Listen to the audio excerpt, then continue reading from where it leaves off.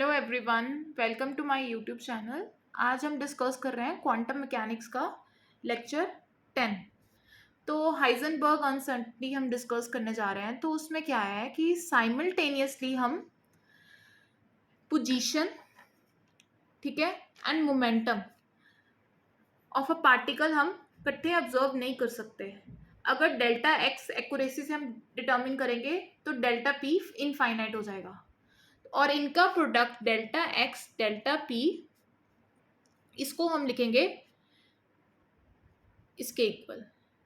ठीक है, ये हम लेंगे। तो अब देखेंगे अगर motion of particle along x axis है तो डेल्टा पी कितना हो जाएगा। तो डेल्टा एक्स क्या होगा, अगर डेल्टा एक्स में जीरो ले लूं तो delta p x H by two delta x, ठीक है, H by two delta x ये आ जाएगा और 1/0 इन्फिनिटी। ठीक है, तो वेरी स्मॉल वेव पैकेट। तो ये मेरे पास वेव पैकेट्स हैं, ये मेरे पास वेव पैकेट्स हैं। अगर स्मॉल वेव पैकेट होगा तो उतनी इजीली हम पोजीशन ऑफ पार्टिकल डिटेक्ट कर सकते हैं। अगर वेव पैकेट बड़ा हो जाए, इनफाइनाइट हो जाए, तो हम ये पोजीशन ऑफ पार्टिकल कहाँ है वो हम डिटेक्ट नहीं कर पाएंगे। ठीक है, पर मोमेंटम अगर डेल्टा एक्स हमारे पास वैल्यू एग्जैक्टली हम मेजर कर रहे हैं, स्मॉल है, जैसे जीरो होगी, तो डेल्टा पी एक्स कितनी आ जाएगी, इनफाइनाइट। तो वेरी स्मॉल वेव पैकेट जिसमें हम डेल्टा एक्स को इजीली मेजर कर सकते हैं। सिमिलरली अगर डेल्टा पी एक्स जीरो होगा तो डेल्टा एक्स पोजीशन, तो लार्ज वेव पैकेट जिसमें हम पोजीशन ऑफ पार्टिकल को एक्यूरेसीली डिटर्मिन नहीं कर सकते, सिर्फ मोमेंटम एक्यूरेटली डिटर्मिन होगा, वाइसा वर्सा। ठीक है, तो जितना बड़ा वेव पैकेट हो जाएगा, फॉर पोजीशन के लिए बात कर रही हूँ, अगर हमने पोजीशन ऑफ वेव की पोजीशन ऑफ पार्टिकल हमने बतानी है, तो अगर लार्जर वेव पैकेट हो जाएगा तो पोजीशन डिफिकल्ट टू डिटर्मिन, और अगर स्मॉल है तो इजीली, पर इसका मोमेंटम इन्फिनिटी हो जाएगा। तो हम मोमेंटम एक्यूरेटली नहीं डिटर्मिन कर जाएंगे, ये अनसर्टन हो जाएगा मोमेंटम। तो अब हम एप्लीकेशन डिस्कस करने जा रहे हैं, non existence of electron inside the nucleus. अब हमने क्या कंसिडर किया, एक इलेक्ट्रॉन एग्जिस्ट कर रहा है न्यूक्लियस में। ठीक है, हमने ये प्रूव करनी है ये चीज़। तो हम ये कैसे करेंगे, हम उसी चीज़ को ले लेंगे कि इलेक्ट्रॉन मान लेते हैं न्यूक्लियस में एग्जिस्ट कर रहा है। तो अनसर्टेनिटी हाइजेनबर्ग लगाई हमने, तो delta x delta p x delta h by two pi. ठीक है, एच क्या है, एच क्रॉस की value h by two pi. ठीक है, ये हम पाई नहीं आएगा यहाँ पे, एच क्रॉस बाई टू।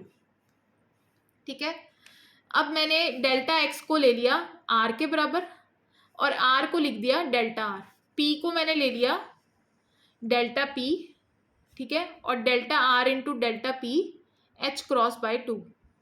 ठीक है, तो डेल्टा पी की मैंने वैल्यू कैलकुलेट कर ली, डेल्टा आर मैं नीचे ले गई, इसको मैंने इक्वेशन 1 मान लिया। अब डेल्टा एक्स क्या है, अनसर्टेनिटी इन पोजीशन, डेल्टा पी क्या है, अनसर्टेनिटी इन मोमेंटम। तो radius of the nucleus of atom हमें पता है 10⁻⁻14 मीटर, इसको फेम्टोमीटर भी कहते हैं। इसकी रेंज लाई करती है 10⁻⁻14 टू 15 मीटर, तो 10 फेम्टोमीटर। तो 1 femtometre is equal to 10⁻⁻15 femtometre. ये न्यूक्लियस का रेडियस है हमारे पास। तो kinetic energy of electron inside the nucleus, ये हम कैसे बताएंगे, kinetic energy equal to P square by 2m। ठीक है, तो पी स्क्वायर को मैंने अभी ज्यूम किया है, P equal into delta P. तो डेल्टा पी की मैंने वैल्यू अभी कैलकुलेट की है ये वाली, तो मैंने इसमें वैल्यू डाल दी। तो ये सॉल्व करके आ जाएगा एच स्क्वायर 8/m, ठीक है, डेल्टा आर स्क्वायर। तो मैंने सीधी इसमें वैल्यूज डाल दी। एच क्या है, प्लैंक कांस्टेंट 6.63 इंटू 10⁻⁻34 जाउल्स पर सेकेंड इसकी वैल्यू है, जाउल सेकेंड्स। ठीक है, 8 मास ऑफ द इलेक्ट्रॉन कितना है, 9.1 इंटू 10⁻31 kg। ये रेडियस डेल्टा आर का होल स्क्वायर, ठीक है, इंटू मुझे मेगा इलेक्ट्रोवोल्ट में एनर्जी चाहिए, तो मैंने मल्टीप्लाई कर दिया 1.6 इंटू 10⁻⁻19 जूल। तो ये मेरे पास आ जाएगी एनर्जी, किनेटिक एनर्जी मेरे पास आ जाएगी इतनी मेगा इलेक्ट्रो। पर जब मैंने एक्सपेरिमेंटली देखा तो ये होती है 4 मेगा इलेक्ट्रोवोल्ट, तो थ्योरेटिकली बहुत ज़्यादा है। तो जिसकी वजह से अजम्पशन रॉन्ग हो जाती है कि electron reside in the nucleus. तो इलेक्ट्रॉन न्यूक्लियस में रिजाइड नहीं करेगा। तो इसमें हमने पहले क्या किया, अनसर्टनिटी प्रिंसिपल लगाया। पहले हमने डायरेक्ट इसका फॉर्मूला लिखा, उसके बाद मैंने, अब हम इलेक्ट्रॉन का पोजीशन कैलकुलेट कर रहे हैं। तो electron revolving in a orbit around the nucleus, ठीक है।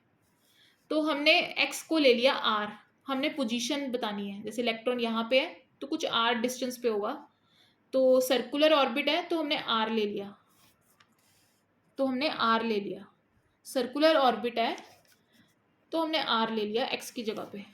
तो r को मैंने इक्वलेंट पुट कर दिया delta r, small change in the position, p delta p के इक्वल।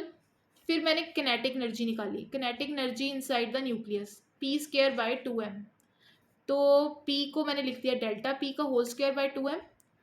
तो उसके बाद मैंने कैलकुलेशंस करके एनर्जी निकाली 95.5 इलेक्ट्रोवोल्ट, ठीक है। तो पर एक्सपेरिमेंटली हमने चेक किया तो ये 4 मेगा इलेक्ट्रोवोल्ट के बराबर है। तो जिसकी वजह से प्रूव होता है कि इलेक्ट्रॉन कभी भी न्यूक्लियस में एग्जिस्ट नहीं कर सकता। अब आएगा to find the ground state energy first Bohr radius of an electron in hydrogen atom by Heisenberg uncertainty. एक चीज हम आगे डिस्कस करेंगे गॉसियन वेव पैकेट के बारे में। अभी हम सिर्फ इसको इस एप्लीकेशंस कर रहे हैं। तो हम ये देखेंगे कि जब भी पोटेंशियल में आर होगा, अकेला आर, ठीक है, अगर आर स्क्वायर ये कुछ होगा तो हम ये लेंगे delta x delta P H cross bye 2, ठीक है। जब आर स्क्वायर दिया होगा, r4 दिया होगा, तो ऐसे। अगर इसकी सिंगल पावर है 1, ठीक है, तो हम यूज करेंगे सिर्फ delta x delta P H, ठीक है। हम इसके साथ 2 नहीं डिवाइड करेंगे, सिर्फ अकेला हम ये फॉर्मूला लेंगे। हम चेक करेंगे अगर r अकेला दिया हुआ है, r की पावर 1, अगर 2 3 ऐसे दी हुई हैं powers, x square r² r4, अगर r स्क्वायर में है तो हम गॉसियन वेव पैकेट लगता है, वो हम बाद में डिस्कस करेंगे। अभी सिर्फ इसको सॉल्व करने के लिए जस्ट एक आइडिया है। तो इसमें हम लेंगे delta x delta P H cross, 2 के साथ डिवाइड नहीं करेंगे क्योंकि इसमें r की सिंगल पावर है, स्क्वायर नहीं है। गॉसियन वेव पैकेट में क्या होता है, e alpha square x square, ठीक है, पोटेंशियल। तो अगर पोटेंशियल हम चेक कर लेंगे, अगर उसमें r की पावर सिर्फ एक ही है तो हम ये वाला फॉर्मूला लेंगे delta x delta P H cross के बराबर। 2 के साथ हम डिवाइड नहीं करेंगे, तब करेंगे जब r की स्क्वायर में पावर दी होगी।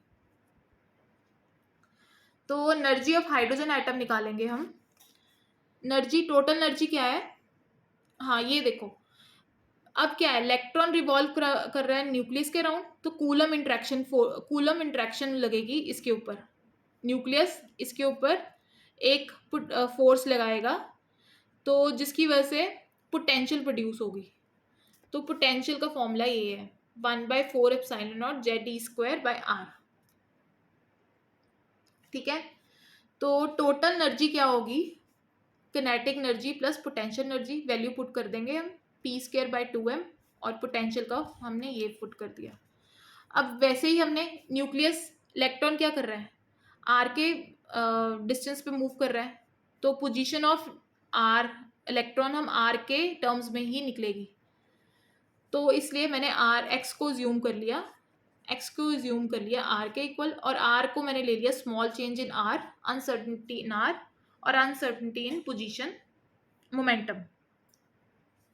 तो यहाँ पे p को मैं लिख सकती हूँ डेल्टा p, जो मैंने पहले लिखा, तो delta p/2m 4/ε0 charge negative ZE² are को मैंने डेल्टा आर लिख दिया।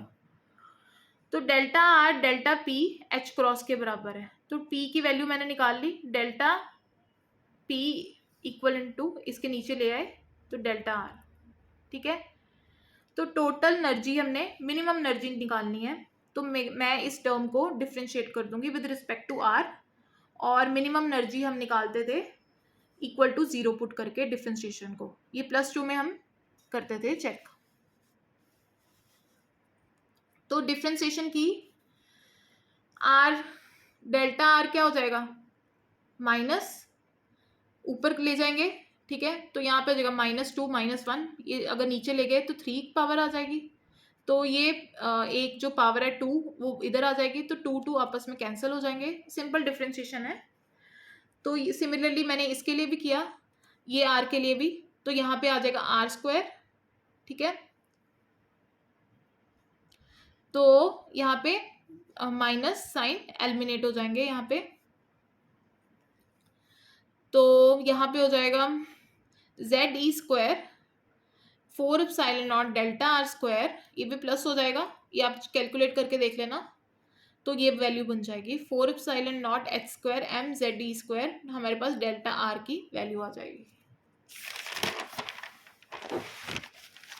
अब मिनिमम एनर्जी डेल्टा आर की हमने वैल्यू बता दी है, minimum energy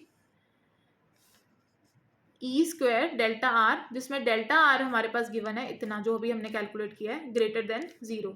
first Bohr radius हमने निकालना है, R is equal to delta R, जो वैल्यू हमने अभी निकाल ली है, E energy h²/2 m delta r², वो जो अभी पोटेंशियल का हमने फॉर्मूला निकाला है, माइनस पोटेंशियल एनर्जी।